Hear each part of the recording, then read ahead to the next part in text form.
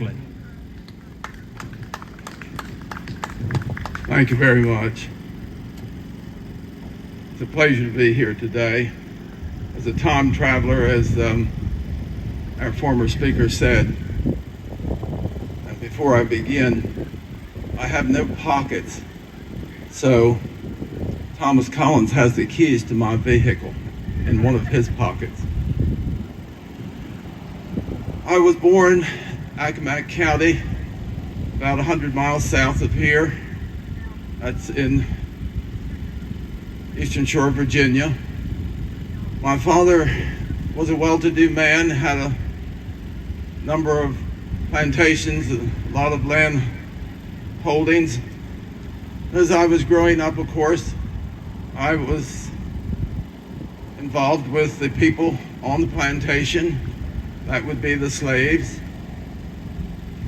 And it never occurred to me at that point in my life that slavery was wrong.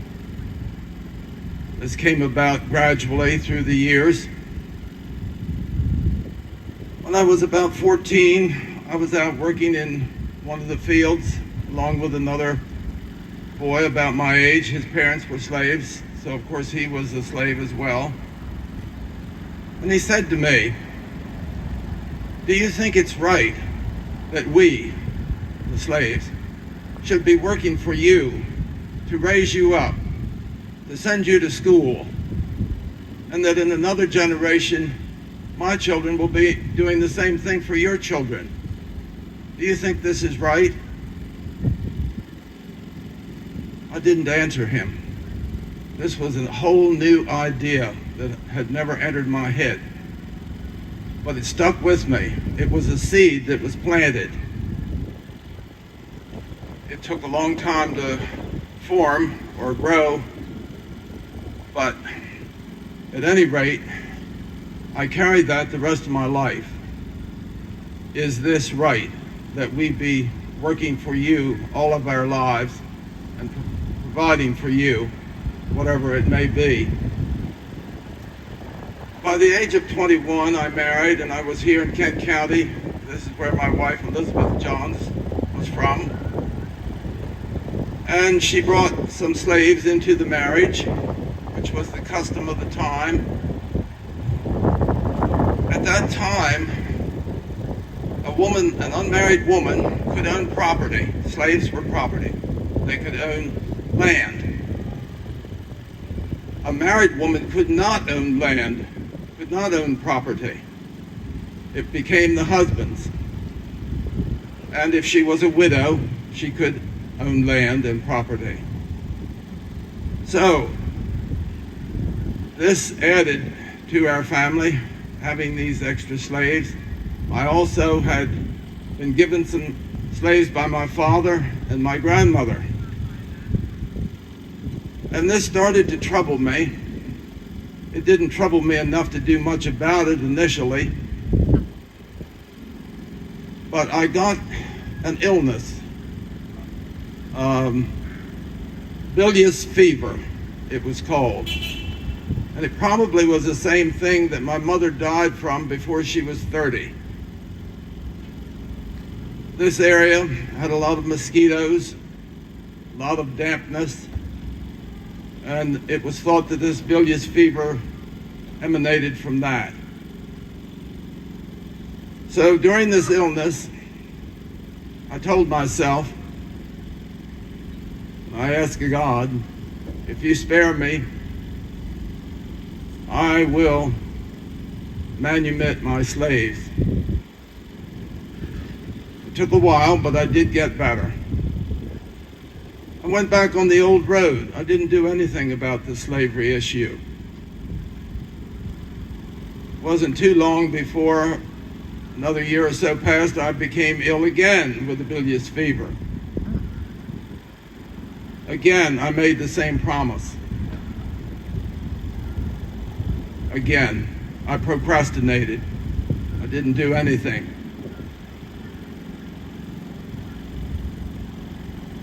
Not so long afterwards, we had a violent, very violent thunderstorm. Lightning was striking all around me. horrendous thunderclaps, and I felt that I was being singled out by God because I had not done what I had said I would do. After that, I did set to work, and I manumitted some of my slaves in October of 1774. I was not quite 30 years old at the time, but it took me a little while longer to free the rest of the slaves. And when I got around to that, a month or two later, the documents that I drew up were much more elaborate and involved than the ones I did the first time. I named all of them, gave all the history that I knew about them. And this was not just freeing them. We provided for them because most of them had nowhere to go. So most of them stayed on the plantation, and they worked as sharecroppers, in a way of speaking. I would sit down with each slave and say, "John, how long have you been with me?" I remember one had been there 7 years. So we worked out a payment plan. And as I say, it was called reparations. So we did that with each one of the slaves. The children were provided with schooling. The older ones were given some lessons in Christianity, so to speak. And the aged ones were provided for, the ones that could no longer work. But I had come to a crossroads in my life at that point where I could not continue to go on without doing something, because I didn't want to be in sin and die and have this follow me. So I did get busy after much procrastination and do something about the slaves. My father and I were in communication frequently. He still lived at Parasalia down in Accomack County. And he also had the same feelings that I did, because I had been talking with him periodically, off and on. We wrote back and forth. And he wanted to free his slaves. But it was a different issue in Virginia. There was a law in Virginia that did not allow slaves to be freed. It went back to as early as 1723. And then it was reinforced in 1740 something or other. The only way a slave could be freed at that time in Virginia was if he or she had done some meritorious service and that the governor pardoned them. So that was a rare occasion, as you can imagine. So when my father manumitted his slaves, he filed all the manumissions with Duck Creek Meeting. That was here in Kent County, up in the Smyrna area, because he knew the records would be safe. And I had done the same thing too. The manumissions were filed at Duck Creek Meeting. Throughout this time, I began traveling. I did a lot of traveling all up and down the eastern seaboard.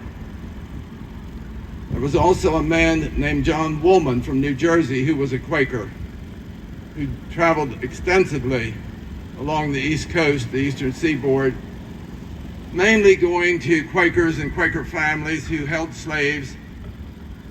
He was not an in-your-face kind of person, but he would sit and talk with them. He might go and stay 2 weeks with them and gradually approach this slavery subject and try to get them to come around to his way of thinking that this was wrong, to hold people in bondage. And I was doing somewhat the same thing. My good friend George Churchman, my good friend George Churchman and I went on horseback through New England, out onto Long Island. We even went over to Nantucket Island, taking our message. And in many cases, we visited Quaker meetings. This was also part of the the thing that we did, visitation as it was called, among Quaker meetings. And I should mention that in 1772, the Philadelphia Yearly Meeting said that holding slaves was an iniquitous practice. And 2 years later, 1774, anybody within the Philadelphia Yearly Meeting who still owned slaves was barred from, they were disowned, so that they were no longer members of the Quaker meeting where they had been members. I wrote many letters to people all over the place. One was the Archbishop of Canterbury. We had a correspondence going.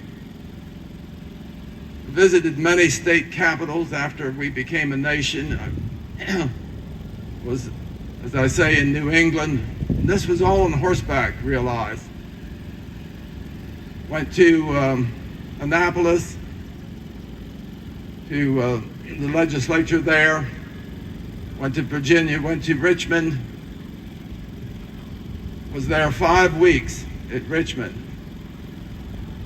We found that we had much more success in the North than we did in the South.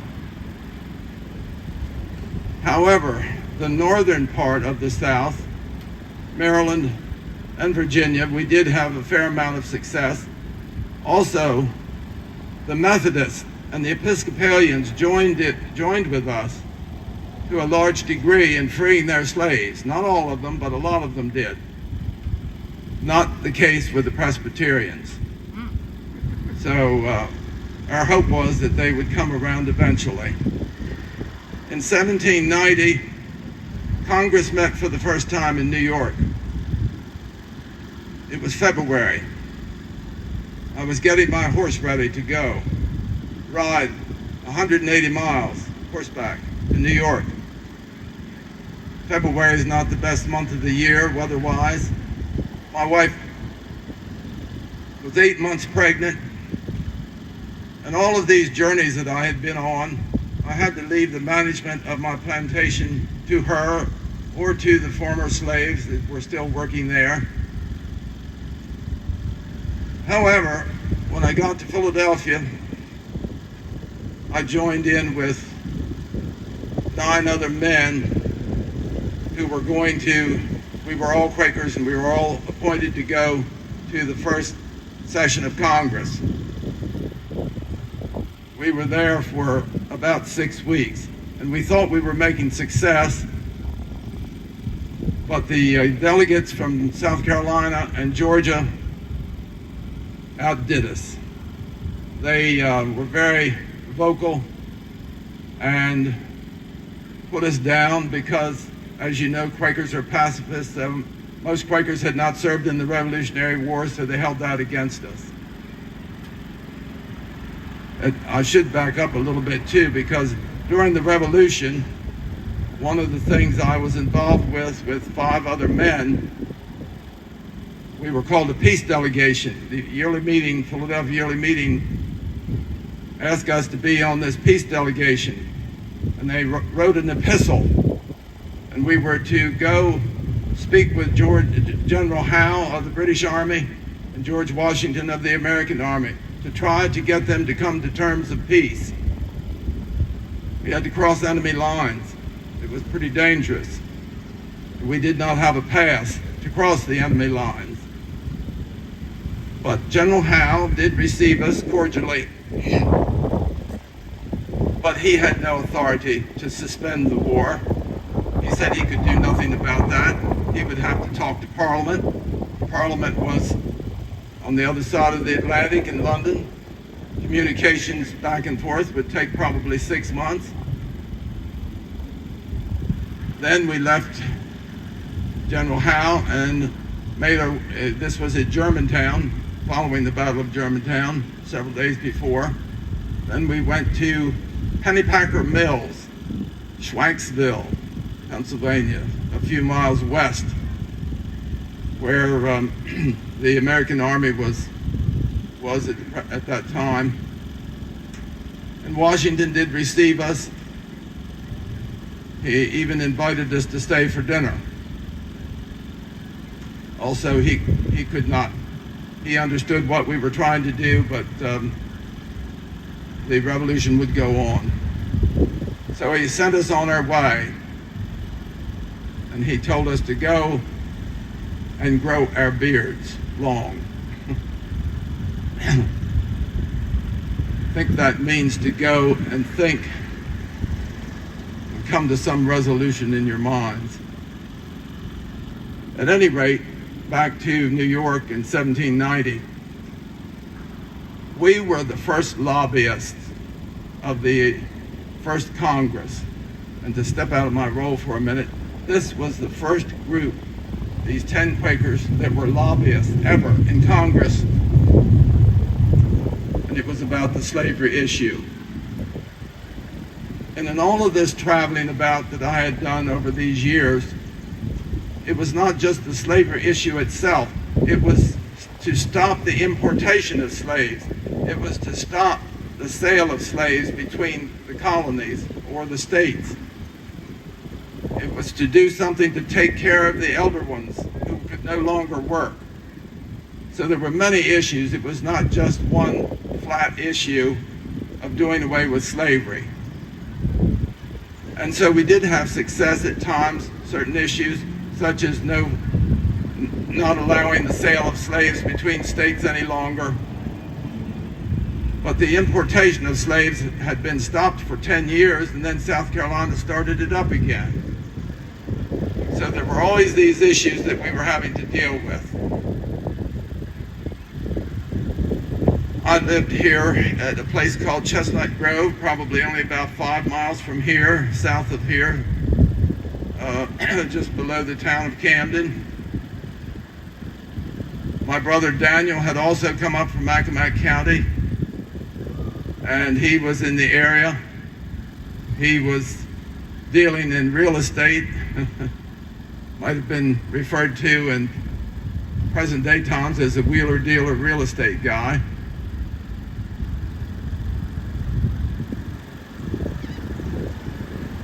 So in 1798, yellow fever was raging in Philadelphia. It was also the time for a yearly meeting to meet. I felt called to go, despite the fact that I knew yellow fever was raging. Many, many people were dying. I went anyway. I contracted yellow fever. And I came back to Chestnut Grove. So I'm stepping out of my role, I guess, now when I say I died.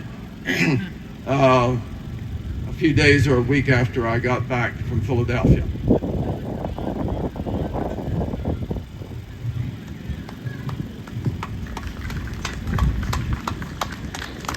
Quite a man. I've been a history major way back when. I've been involved in history. I've been working at the State House. But it's only a couple of years ago I became aware of this man and the great impact he had, not only in Delaware, but across the country in the abolition of slavery. That was not Warner Mifflin. That was Mike Richards of Camden. So thank you, Mike.